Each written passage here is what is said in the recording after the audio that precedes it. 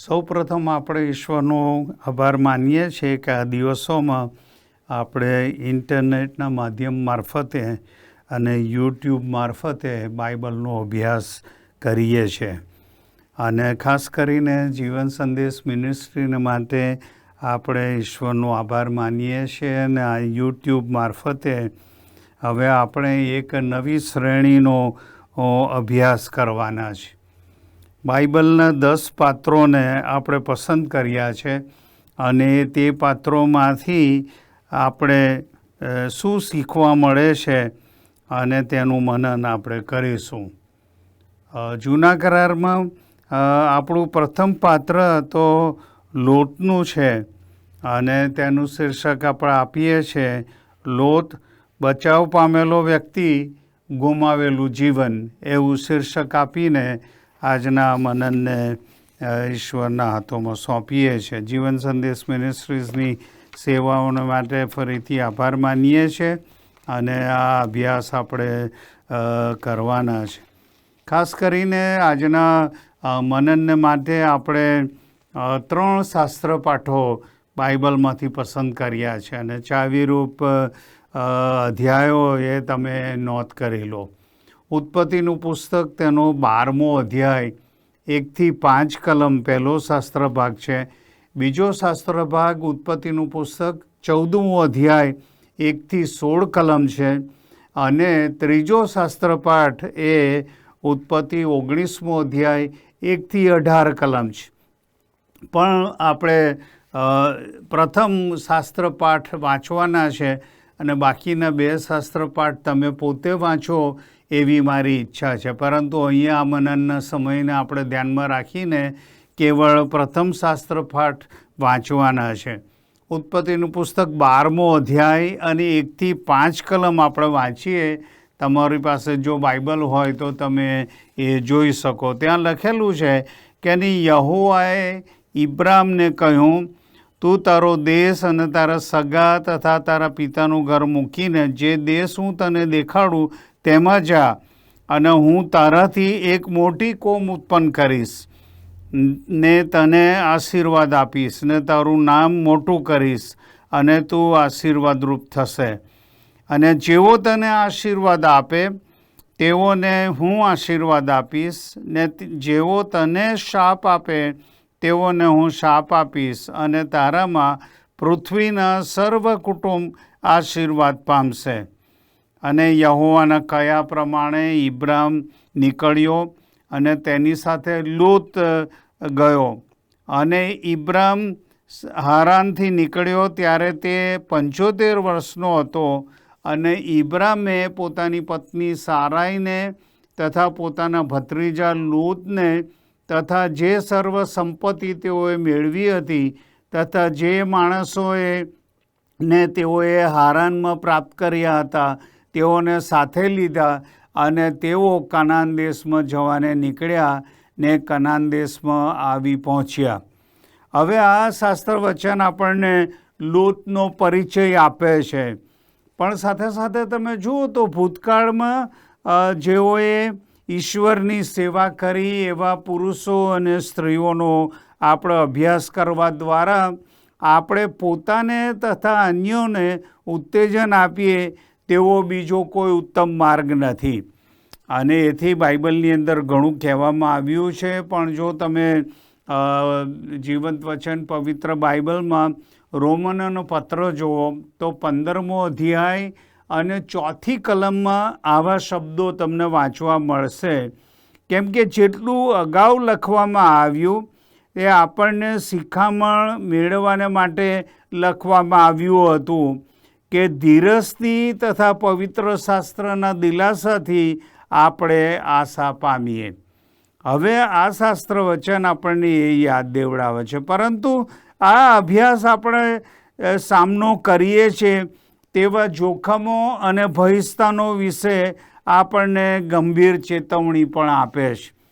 અને એથી કરીને બીજું એક વચન તો જો તમે જુઓ તો જીવંત વચન પવિત્ર બાઇબલમાં કરંથીઓનો પહેલો પત્ર 10મો અધ્યાય અને 11 અને 12મી કલમ પણ હું વાંચીને તમારું ધ્યાન એકાગ્ર કરવાનો પ્રયત્ન કરું છું.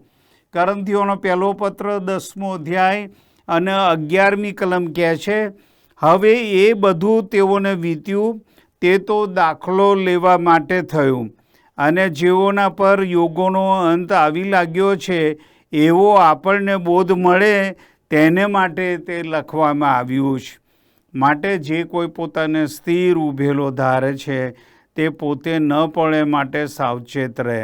આ વાત અહીં લખવામાં આવી છે. અને તેથી આ શ્રેણી ઉત્તેજન અને ચેતવણીઓનું સમતોલન પૂરું પાડે છે. હવે આપણે લોટના પાત્રનો અભ્યાસ કરીએ છીએ ત્યારે ચેતવણીના શબ્દો સાથે આપણે આરંભ કરીએ છીએ. ઉપર દર્શાવાયેલા શાસ્ત્રપાઠોના સંદર્ભો આપણને દુઃખી કરે છે. તેઓ આપણને બચાવ પામેલા માણસની વાત કરે છે. અને જો તમે જુઓ તો પવિત્ર શાસ્ત્ર બાઇબલની અંદર એ વિશે આ પ્રમાણે લખવામાં આવ્યું છે. તમે પિત્તરનો જો બીજો પત્ર તમે જુઓ તો તેના બીજા અધ્યાયની 6 થી 9 કલમ આપણે વાંચીએ અને એમાં શું કહે છે એ તરફ ધ્યાન આપીએ. લોટ વિશે પણ ત્યાં ઉલ્લેખ કરવામાં આવ્યો છે. પિત્તરનો બીજો પત્ર બીજો અધ્યાય 6ઠ્ઠી કલમથી હું વાંચું છું. તમે તમારા બાઇબલ તમારી પાસે હોય તો જુઓ. અને ત્યાં લખવામાં આવ્યું છે, અને થનાર અધર્મીઓને ઉદાહરણ આપવા માટે સદોમ તથા ગમોરા શહેરને બાળીને ભસ્મ કર્યા, અને તેઓને પાયમાલ કરીને તેઓને શિક્ષા કરી. અને ન્યાયી લોટ જે અધર્મીઓના દુરાચરણથી ત્રાસ પામતો હતો તેને છોડાવ્યો, કેમ કે તે ન્યાયી માણસ હતો અને તેને આ લોકો મધ્યે તે વાસો કરતો હતો. ત્યારે તેઓના દુષ્કાર્યો જોઈને તથા સાંભળીને તે પોતાના ન્યાયી આત્મામાં નિત્ય ખીન થતો હતો. 6ઠ્ઠી કલમ 9મી કલમ કહે છે, પ્રભુ તે ભક્તોને પરીક્ષણોમાંથી છોડાવવાનું પણ જાણે છે. હવે અહીંયા તમે જુઓ તો જે શબ્દો લોટ માટે કહેવામાં આવ્યા તે તરફ ધ્યાન આપો. લોટ એ ન્યાયી માણસ હતો એવું કહેવામાં આવ્યું. હવે નવા કરારની ભાષામાં લોટ એ બચાવ પામેલો હતો, પણ તે ફક્ત બચાવ પામેલો હતો, પણ તે જગ્ગી ખ્રિસ્તી હતો. અને તે બચાવ પામેલો હતો પણ તેના જીવનને તેણે ગુમાવ્યું હતું, કારણ કે તે પોતાના માટે જીવતો હતો અને સમય અને વર્તમાન મતના બંધનમાં હતો, અને તે પોતાના સમયની દુષ્ટતાથી ઘેરાયેલો અને તાબે થયેલો હતો. લોટના જીવનની દુઃખદ વાતથી તારવેલા શિક્ષણમાં આપણને 7 વાતો જોવા મળે છે. અને હવે પછી આપણે એ 7 વાત લોટના જીવનમાં જે જોવા મળી છે એ તરફ તમારું ધ્યાન દોરીએ છીએ. સૌથી પ્રથમ જુઓ તો પહેલી વાત તો આ આપણને લોટના જીવનમાં જોવા મળે છે કે લોટ એ વિશ્વાસ દ્વારા નહીં પણ દ્રષ્ટિ દ્વારા જીવન જીવતો હતો. અને આ પ્રથમ વાત. પણ તમે બાઇબલ જુઓ તો બાઇબલ તો વિશ્વાસીનું કયું ચિહ્ન હતું એ આપે છે, અને બાઇબલ વિશ્વાસીનું ચિહ્ન આપે છે કે તે દ્રષ્ટિથી નહીં પણ વિશ્વાસથી જુએ છે. અને આ વાતનો પ્રકાશ આપણને બાઇબલની અંદર અનેક કલમોની અંદર આપવામાં આવ્યો છે. અને એવી કેટલીક કલમો તરફ હું તમારું ધ્યાન દોરું છું. ત્યાં લખવામાં આવ્યું સાચા વિશ્વાસીનું આ ચિહ્ન છે તે દ્રષ્ટિથી નહીં પણ વિશ્વાસથી ચાલે છે.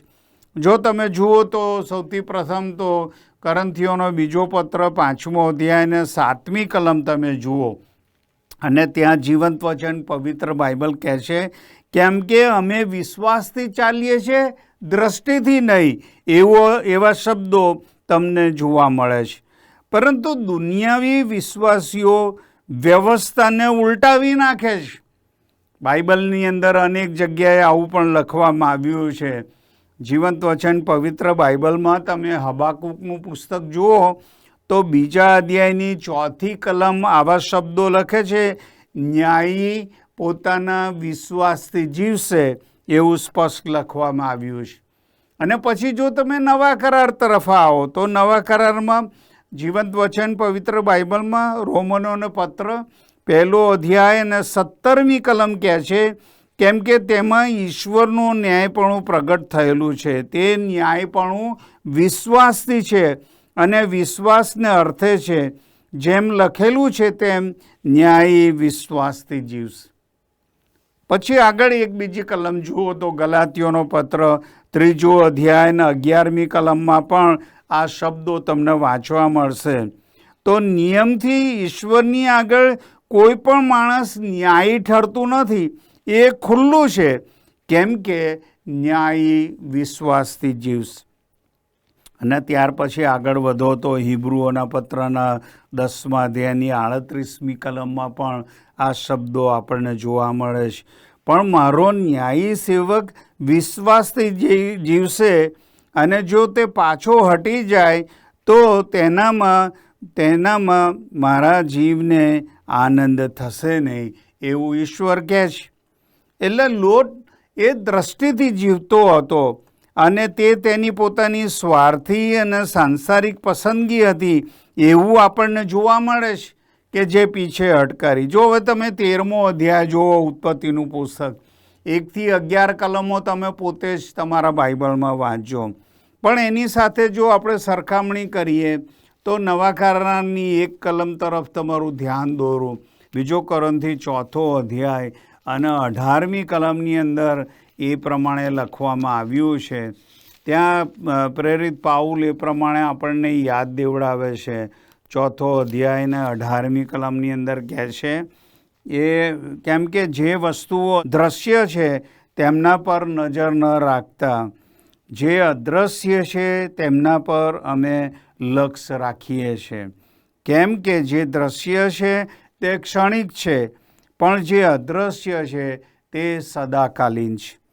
અને આવી વાત અહીં આપણને યાદ દેવડાવે છે કે સાંસારિક ખ્રિસ્તી પૃથ્વી પર દ્રવ્ય એકઠું કરે છે, અને થોડું કે નહિવત એ આકાશમાં એકત્ર કરે છે. અને એથી ત્યાં ગાડી માથીની સુવાર્તામાં એ વાત આપણને જોવા મળે છે. 6 અધ્યાય તમે જુઓ તો માથીની સુવાર્તા 6 અધ્યાય અને તેની 19 અને 20મી કલમની અંદર આવું લખવામાં આવ્યું છે કે પૃથ્વી પર પોતાના માટે દ્રવ્ય એકત્ર ન કરો, જ્યાં કીડા તથા કાટ નાશ કરે છે ને જ્યાં ચોરો ખાતર પાડીને ચોરી જાય છે. પણ તમે પોતાના માટે આકાશમાં દ્રવ્ય એકઠું કરો, જ્યાં કીડા તથા કાટ નાશ નથી કરતા ને જ્યાં ચોરો ખાતર પાડીને ચોરી જતા નથી. અને અહીંયા આપણને એ વાત પણ યાદ દેવડાવવામાં આવી છે કે પ્રભુ આપણને એ પ્રમાણે કહે છે, જે દ્રશ્ય છે એ તો નાશવંત છે, પણ જે અદૃશ્ય છે એ તો કાયમ ટકનારું છે, એવી વાત આપણને લખવામાં આવી છે. અને એથી કરીને સાંસારિક ખ્રિસ્તી એ તો દ્રષ્ટિથી ચાલે છે અને જગતના જ્ઞાન અને ધોરણ પ્રમાણે જીવન જીવે છે. અને એથી જ ત્યાં ગાડી કોરિન્થીયોનો પત્રની અંદર જીવંત વચન પવિત્ર બાઇબલમાં કોરિન્થીયોનો પત્ર 1 પત્ર તેનો 2 અધ્યાય અને 6ઠ્ઠી અને 7મી કલમની અંદર 2 થી 7 કલમની અંદર જે લખવામાં આવ્યું છે એ તમારા બાઇબલમાં તમે જોજો. પણ એક કલમ હું વાંચ્યું, અને એ તો જીવંત વચન પવિત્ર બાઇબલમાં યોહાનનો 1 પત્ર અને તેનો 2 અધ્યાય અને 15 થી 17 કલમો તરફ તમારું ધ્યાન દોરું. અને ત્યાં આ પ્રમાણે લખવામાં આવ્યું છે. 1 યોહાન 2 અધ્યાય અને 15 થી 17 કલમની અંદર એવું સ્પષ્ટ આપણને લખવામાં આવ્યું છે. 2 અધ્યાય અને 15 થી 17 કલમ કહે છે કે જગત પર અથવા તો જગતના વાના પર પ્રેમ ન રાખો. જો કોઈ જગત પર પ્રેમ રાખે છે તો તેનામાં પિતા પરનો પ્રેમ નથી. કેમ કે જગતમાં જે સર્વ છે, એટલે દૈહિક વાસના તથા આંખોની લાલસા તથા જીવનનો અહંકાર તે પિતાથી નથી પણ જગતથી છે. જગત તથા તેની લાલસા જતી રહે છે, પણ જે ઈશ્વરની ઈચ્છા પૂર્ણ કરે છે તે સદાકાળ રહેશે. આવું ત્યાં લખવામાં આવ્યું છે. અને એથી આપણને જોવા મળે છે કે લોત, પહેલી વાત, લોત વિશ્વાસથી નહીં પણ દ્રષ્ટિથી જીવન જીવતો હતો. હવે આટલી વાત કહ્યા પછી એ વાત આપણને બીજી વાત તરફ દોરી જાય છે લોતના જીવન વિશે, અને એ તો એ કે લોતે તેનું ઘર અને બાળકોનો ઉછેર દુષ્સદોમમાં કર્યો હતો. અહીંયા તમે જુઓ તો એણે સ્વેચ્છાપૂર્વક પસંદગી કરી હતી. અને ઉત્પત્તિનું પુસ્તક 13મો અધ્યાય જો તમે જુઓ તો એના જીવન વિશે 12 અને 13મી કલમની અંદર એવું લખવામાં આવ્યું છે કે ઇબ્રામ કનાન દેશમાં રહ્યો ને લોત તે પ્રદેશના નગરોમાં રહ્યો ને સદોમ સુધી તે તંબુમાં મુકામ કરતો ગયો. પણ સદોમના માણસો યહોવાની વિરુદ્ધ અતિ દુષ્ટ તથા પાપી હતા એવું લખવામાં આવ્યું. અને અહીંયા આપણને શીખવા મળે છે કે લોત એ પોતાનું ઘર અને બાળકોનો ઉછેર દુષ્ટ શહેરમાં તેણે કર્યો હતો. પ્રથમ તો લોતે સદોમ તરફ તંબુ બાંધ્યો હતો, પણ પછીથી આપણે તેને સદોમમાં જીવતો જોઈએ છે. અને 14મો અધ્યાય અને 12મી કલમમાં આગળ વધો. ઉત્પત્તિનું પુસ્તક 14મો અધ્યાય અને 12મી કલમ કહે છે કે ઇબ્રામના ભત્રીજો લોત સદોમમાં રહેતો હતો અને તેને પકડીને તથા તેના સર્વ સંપત્તિને લઈને તેઓ ચાલ્યા ગયા. હવે અહીંયા ગાડી આપણને એ વાત તો જોવા મળે છે કે લોત એ ત્યાં ગાડી ગયો હતો, અને ઈશ્વરના બાળક માટે કેવું દુઃખદ છે કે તે પોતે એની અંદર જે દુષ્ટ પ્રજા છે એવો મધ્યે તે વાસો કરે. હવે અહીંયા લોત એ સદોમમાં રહેવાના માટે આવ્યો હતો અને તેના સામાજિક જીવનને નગરમાં એણે ઊંચું સ્થાન પ્રાપ્ત કર્યું હતું. એક રીતે કહીએ તો લોત એ સમયનો સદોમનો VIP બની ગયો હતો. પરંતુ ઈશ્વરના બાળક માટે કેવું દુઃખદ છે કે તેણે સદોમના દુષ્ટ માણસોને મિત્રો તરીકે બોલાવ્યા હતા. ઉત્પત્તિનું પુસ્તક 19મો અધ્યાય 7મી કલમમાં એ કહેવામાં આવ્યું છે. અને તેથી તેઓ માનો તે એક હતો. કદાચિત ને સદોમના સાંસારિક અને વિષયાસક્ત ઈશ્વરને માન નહીં આપનારા જગતના પ્રવાહમાં ઢસડાઈ જવાથી તે કદી ઈરાદો રાખતો ન હતો. પરંતુ ખ્રિસ્તી ક્યારેય ઈશ્વરથી દૂર થવાની કે તેમનું અપમાન કરવાની ઈચ્છા રાખતો નથી. પણ થોડા જ વખતમાં તમે જુઓ તો એની પત્ની અને બાળકો સમાજના જગીકપણામાં ડૂબી ગયા હતા. તેઓ નૃત્યમાં અને આનંદ પ્રમોદમાં, દારૂમાં, ફેશન અને વાસનામાં ગાંડાતુર બન્યા હતા. અને આ ચિત્ર ભલે 4000 વર્ષ અગાઉ લોત અને તેના કુટુંબ સાથે બન્યું હોય, પણ તે ચોક્કસ ચિત્ર હતું. પરંતુ ઈશ્વર લગભગ આપણને એવું ઉત્તેજન આપે છે, અને 2 કલમો તમે જરૂરથી વાંચો, અને ત્યાં આપણને આ જગતની દુષ્ટતાથી અલગ થવા માટે ઉત્તેજન આપવામાં આવ્યું છે. ત્યાર પછી જો આગળ વધીએ તો ત્રીજી વાત લોટના જીવન સંબંધી આપણને જોવા મળે છે, ને તો એ કે લોતે ઈશ્વર સાથેનો સંબંધ ગુમાવી દીધો હતો. આ ત્રીજી વાત હતી. કારણ કે એણે જ્યારે બાળકો સાથે, ઘર સાથે એ સદોમમાં રહ્યો ત્યારે આ ત્રીજી વાત એના જીવનમાં બની કે તે ઈશ્વર સાથે સંબંધ ગુમાવી બેઠો હતો. અને તમે લોટ વિશે જે બાઇબલ કહે છે એ જો વાંચો તો એમાં 3 વાતો આપણને જોવા મળે છે. તેણે ઈશ્વરની સભાનતા ગુમાવી દીધી હતી. અને ત્યાં 13મા અધ્યાયની 14મી કલમ વાંચો તો ત્યાં ગાડી પછી એવો શબ્દ, આફ્ટર, એ સદોમમાં રહેવા ગયો, પછી એણે ઈશ્વર સાથેની જે સભાનતા હતી એ એણે ત્યજી દીધી હતી. અને જો એની સાથે આપણે સરખામણી કરીએ તો અયુબ આ પ્રમાણે કહે છે 23મા અધ્યાયની 3જી કલમમાં, મને તે ક્યાં જડે એવું હું જાણતો હોત તો કેવું સારું, કેમ કે ત્યારે તો હું છેક તેમના આસને જઈ પહોંચત. અને અહીં ગાડી તમે જુઓ તો લોત ઈશ્વર સાથે સંબંધ ગુમાવી બેઠો હતો, માટે પહેલી વાત ઈશ્વરની હાજરીની સભાનતા તેણે ગુમાવી હતી. બીજી વાત, તેણે ઈશ્વરની શાંતિનો અનુભવ ગુમાવ્યો હતો. અને આપણને એ વાત તો જીવંત વચન પવિત્ર બાઇબલમાં 2 પિત્તર 2 અધ્યાય 6 થી 9 કલમ આપણે વાંચતા નથી, પણ તમે એ કલમોમાં જોશો કે ન્યાયી લોટ એ અધર્મીઓના દુરાચારથી ત્રાસ પામતો હતો એવા શબ્દો આપણને જોવા મળે છે. હા, તેના અંતઃકરણમાં દુઃખ થતું હતું અને તેનો આઘાત પહોંચતો હતો, પણ તેમ છતાં એ વાતને પવિત્ર શાસ્ત્ર આ પ્રમાણે કહે છે. યશાયા પ્રબોધકનું પુસ્તક તમે જુઓ તો ત્યાં 57મો અધ્યાય અને તેની 20 અને 21મી કલમ હું વાંચું છું. ત્યાં આવું લખવામાં આવ્યું છે. યશાયાનું પુસ્તક 57મો અધ્યાય અને તેની 20 અને 21 કલમ એ પ્રમાણે કહે છે કે આ શબ્દો તમે સાંભળો.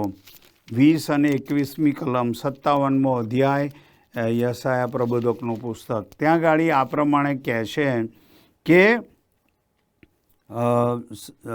20 અને 21મી કલમ, પણ દુષ્ટો તોફાની સમુદ્ર જેવા છે, કેમ કે તે શાંત રહી શકતો નથી ને તેના પાણી કીચડ તથા કાદવથી ડોળા થાય છે. દુષ્ટોને કંઈ શાંતિ હોતી નથી એમ મારા ઈશ્વર કહે છે, એવું ત્યાં લખવામાં આવ્યું છે. જ્યારે દુનિયા દ્વારા અને જગતના લોકો દ્વારા તેને સપડાવવામાં આવ્યો હતો ત્યારે એના હૃદયમાં કેવી રીતે ઈશ્વરની શાંતિ રહી શકે અને શાંતિનો કેવી રીતે અનુભવ કરી શકાય. આ બીજી વાત. ઈશ્વર સાથેનો સંબંધ ગુમાવવામાં તેણે ઈશ્વરની હાજરી ની સભાનતા ગુમાવી હતી, ઈશ્વરની શાંતિ ગુમાવી હતી, અને ત્રીજી વાત, ઈશ્વરના પરાક્રમને તેણે ગુમાવ્યું હતું એવું આપણને જોવા મળે છે. જો તેની પાસે ક્યારેય જો હતું ઈશ્વરનું સામર્થ્ય, તો ઈશ્વરના પરાક્રમને તેણે ગુમાવ્યું હતું. ઈશ્વર માટે સર્વશક્તિમાન બનવા માટે તે હવે નબળો, દુન્યવી, નિષ્ફળ, અનાધીન માણસ બન્યો હતો. હવે એની સરખામણી જો તમે ન્યાયાધીશનું પુસ્તક તમે જુઓ તો 16મો અધ્યાય 4 થી 20 કલમ વાંચજો અને ત્યાં સામસૂનની વાત કરવામાં આવી છે. એણે પણ ઈશ્વર સાથેનો જ્યારે સંબંધ ગુમાવ્યો ત્યારે એણે પોતાનું પરાક્રમ ગુમાવ્યું હતું. ત્યાર પછી જો આગળ વધીએ તો ચોથી વાત આપણને લોટના જીવનમાં જોવા મળે છે અને તે આ છે, લોટ પાસે ઈશ્વરનો કોઈ પ્રભાવ નહોતો. તે ઈશ્વરની બીક રાખનાર માણસ જેવી દ્રષ્ટિ કરતો, જીવતો કે કાર્ય કરતો ન હતો અને કોઈની વિસાતમાં ન હતો. વિશ્વાસી તરીકે આપણે પ્રભુ માટે સમર્થ પરાક્રમ હોવું જોઈએ, ધરાવતા હોવા જોઈએ, પણ તે એટલો બધો નબળો અને સાંસારિક હતો કે ઈશ્વર માટે તેનો પ્રભાવનું કોઈ મહત્ત્વ રહ્યું નહોતું. અને એના વિશે તમે વાંચો તો 3 વાત આપણને જોવા મળે છે. કઈ વાત? તેને સદોમના માણસ ઉપર કોઈ પ્રભાવ નહોતો. ઉત્પત્તિનું પુસ્તક 19મો અધ્યાય 1 થી 11 કલમ આપણને શીખવે છે. અને 9મી કલમની અંદર જો તમે ધ્યાન આપો તો ત્યાં લખવામાં આવ્યું છે કે લોકોએ તેની મસ્કરી કરી અને તેની મજાક કરતા હતા. સદમના માણસોએ લોતનો તિરસ્કાર કર્યો હતો. સાંસારિક ખ્રિસ્તીઓનો જગત ધિક્કાર કરે છે એ વાત તમે નોંધી લો. સદોમના માણસો પર તેનો કોઈ પ્રભાવ નહોતો. બીજી વાત, તેને પોતાના બાળકો પર કોઈ પ્રભાવ નહોતો. અને 19મા અધ્યાયની ઉત્પત્તિ 19 અને 8માં પણ આપણને ધ્રુજારી આપી દે એવી વાત લખવામાં આવી છે. અને ત્યાર પછી 19મા અધ્યાયની 14મી કલમ તમે જુઓ ઉત્પત્તિના પુસ્તકમાં, આપણને ખરેખર ધ્રુજારી આપે એવી વાત ત્યાં લખવામાં આવી છે. બાળકો સાથે પણ એનો પ્રભાવ નહોતો. અને ત્રીજી વાત, તેની પત્ની પર તેનો કોઈ પ્રભાવ નહોતો. ઉત્પત્તિ 19:26 અંદર ત્યાં લખવામાં આવ્યું છે, અનાધીનતાથી ની દુઃખદ વાત તે આપણને કહે છે, અને આખરે આપણે એનો કરુણ અંત જોઈએ છીએ. પાંચમી વાત, લોત ખરાબથી અતિ ખરાબ બન્યો હતો અને પાપના કપટથી ખૂબ કઠોર બન્યો હતો એવી વાત આપણને વાંચવા મળે છે. ઉત્પત્તિ 19મા અધ્યાયની 15 અને 16 કલમ વાંચો તો ત્યાં લખવામાં આવ્યું છે, લોત એ વિલંબ કરતો હતો. અને અહીં ગાડી આપણને જે જોવા મળે છે, પહેલો તિમોથી 4 અને 2 આપણને કહેવામાં આવ્યું કે તેનો અંતરાત્મા એ ડમાયેલો હતો એવો શબ્દ વાપરવામાં આવ્યો. ઈશ્વરે આવનાર ન્યાય વિશે તેને કહ્યું હતું, છતાં ચેતવણીઓ પ્રત્યે તે આધીન થવામાં કેવો ધીમો હતો. અને આ કલમો આપણા સમયને ધ્યાનમાં રાખીને વાંચતા નથી, પણ તમે બીજો થેસ્સલોનિકીનો પત્ર 1 અધ્યાય 7 થી 9 કલમ વાંચજો અને ત્યાં એ વાત લખવામાં આવી છે. બાઇબલમાં કેવા ગંભીર વચનોમાંના આ કેટલાક છે. છઠ્ઠી વાત, લોટ વિશે આપણને કહેવામાં આવ્યું, લોતે તેનું માન ગુમાવ્યું હતું અને તેની પોતાની દીકરીઓ સાથે શરમમાં સામેલ થયો હતો. અને એ કલમો તમે વાંચજો. ઉત્પત્તિનું પુસ્તક 19મો અધ્યાય 30 થી 38 કલમ આપણને કહે છે, બદનામીની, શરમની, કપટની, નશાની અને વ્યભિચારની ભયંકર વાત ત્યાં લખવામાં આવી છે. બાઇબલના માણસો પાપોને મોહક, બાઇબલના ઈશ્વર માણસોના પાપોને મોહક બનાવતો નથી. આ ખૂબ જ દુઃખદાયક વાંચન આ વાતની અંદર આપણે કરીએ છીએ, પણ આપણને બોધપાઠ મળે માટે આ વાત લખવામાં આવી છે. અને એ પરિણામને લીધે એવું બન્યું, એ શરમમાં સામેલ થયો અને એના લીધે 2 અસ્વીકાર્ય બાળકોનો જન્મ થયો. એક મોઆબ હતો અને બીજો આમોન. અને જેનાથી પ્રાચીન ઇઝરાયલના સૌથી કઠોર શત્રુઓ એટલે મોઆબીઓ અને આમોનીઓ આવ્યા હતા. એટલે જો પાપને હૃદયો અને જીવનોમાં પોષવામાં આવે તો તે આખરે શરમ અને કરુણાંતિકા તરફ દોરી જાય છે. અને એથી કરીને એ વાત કુટુંબને માટે જ શરમજનક નથી, પણ સમાજને માટે પણ શરમજનક છે.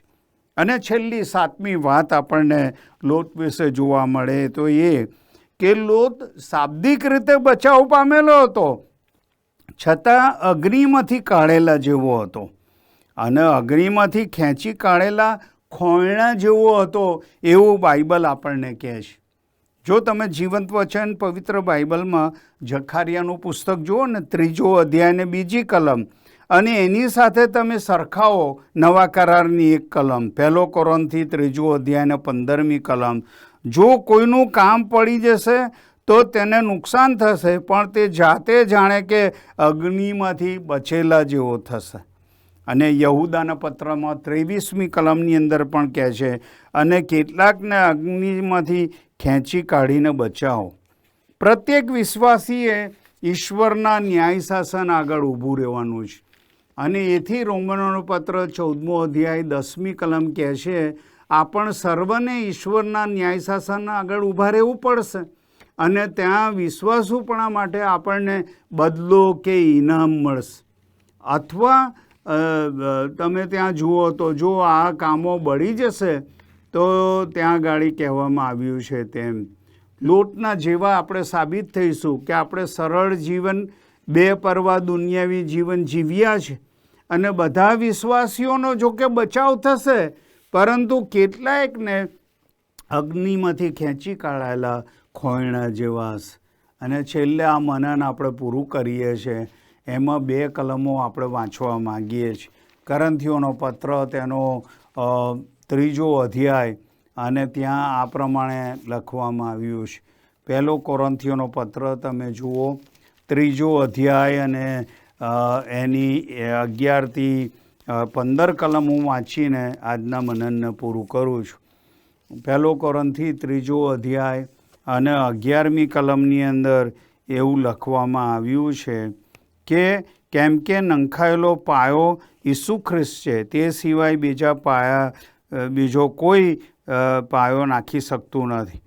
અને પણ જો આ પાયા પર કોઈ સોનું, રૂપું, મૂલ્યવાન પાષાણ, કાષ્ઠ, ઘાસ કે ખોપરા બાંધે તો દરેકના કામ કેવા છે તે પ્રગટ કરવામાં આવશે, અને એ વખતે એ અગ્નિથી એને પારખવામાં આવશે. અને ત્યાં આગળ લખવામાં આવ્યું છે, અગ્નિથી પારખવામાં આવશે, અને ત્યાં એ વાત લખવામાં આવી છે. અને એની 15મી કલમ, જો કોઈનું કામ બળી જશે તો તેને નુકસાન થશે, પણ તે જાતે જાણે કે અગ્નિમાંથી બચેલા જેવો થશે. અને આ વાત કેટલી બધી ગંભીર છે. વાલા મિત્રો, આ વાત આપણને ચેતવણી આપે છે, ઉત્તેજન આપે છે કે હું ને તમે સાચા અર્થની અંદર ખાલી બચાવ પામેલા છે રહીએ નહીં, પણ અગ્નિમાંથી આપણો બચાવ થાય. કારણ કે એ દિવસે ન્યાય શાસન આગળ આપણે ઊભું રહેવું પડશે, અને આપણા કામની અગ્નિથી તપાસ થશે. જો એ બળી જશે તો હું ને તમે અગ્નિમાંથી બચેલા જેવા બનીશું. પ્રભુ આપણને મદદ કરો. પ્રાર્થના કરીએ. જીવતા પ્રભુ, તમારો આભાર માનીએ છીએ આ ચેતવણીઓને માટે, અને અમારી પ્રાર્થના છે કે અમને મદદ કરો કે જેથી અમે તમારી બીક રાખીને ચાલીએ, તમારા પાયા પર અમારું જીવન બાંધીએ, કે જેથી એક દિવસ જ્યારે અમને તમારા ન્યાય શાસન આગળ ઊભા રહેવું પડે ત્યારે પ્રભુ અમારા કામ બળી ન જાય, પણ અમે એમાંથી પાર ઉતરીએ અને તમારા તરફથી જે બદલો અને ઇનામ મળે છે એ મેળવી શકીએ. એ માટે પ્રભુ પવિત્ર આત્મા દેવ અમારા દરેકની સહાય કરો. ના, અમારી પ્રાર્થના પ્રભુ ઈસુના નામમાં માગીએ છીએ. આમેન.